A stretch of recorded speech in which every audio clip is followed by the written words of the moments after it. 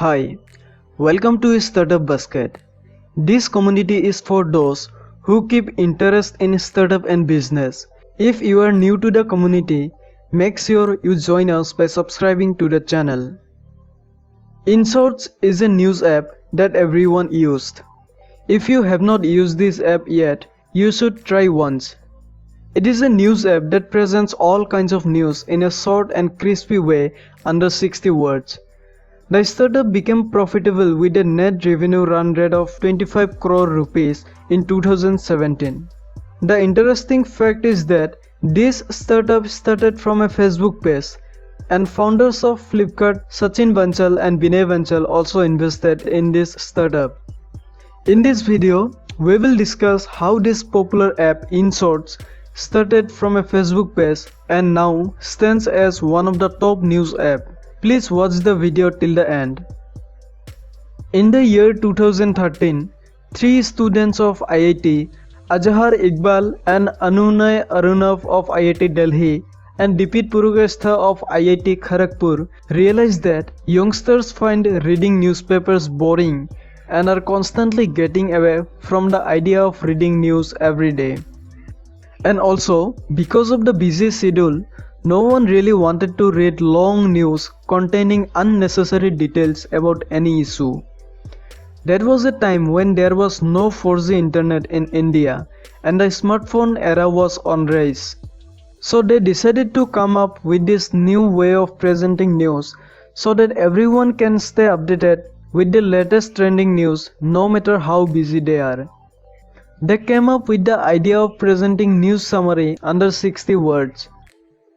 Since they were students and it was not easy to implement the idea instantly, they decided to launch their MVP or minimum viable product in the form of a Facebook page that provided news summaries in the short form.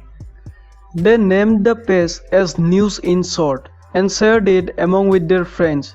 It was loved by everyone and their Facebook page started growing so fast that it got 20,000 followers within a month itself. After that, they dropped out of college and decided to work full-time on their idea. They soon rebranded their startup as InShorts and launched their app afterward. This is a very important business lesson you can learn. Do not spend much at the beginning. Test your product first and launch the product after analyzing feedback from users and improving your product. Startup accelerators like T-Labs, Times Internet, Tiger Global, and founders of Flipkart, Sachin Bansal and Vinay Bansal invested into the startup later on.